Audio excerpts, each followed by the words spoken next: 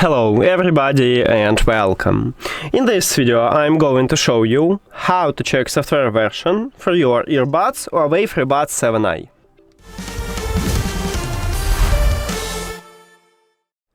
You have to start by open HUAWEI AI Life application, but on the iPhone also you can use HUAWEI Connect app.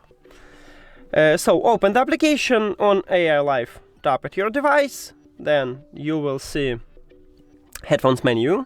You need to scroll down on both this application, and at the left bottom you will find update line. You can click on it, and right here we have your current version at the top.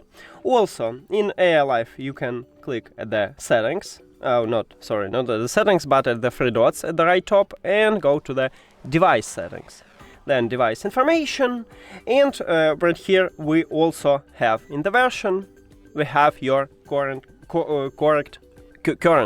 version. If you use HUAWEI Connect, you need to scroll down at the main headphones feed, and at the right bottom you will find About button. Click at this button and you can also check your software version. That's it.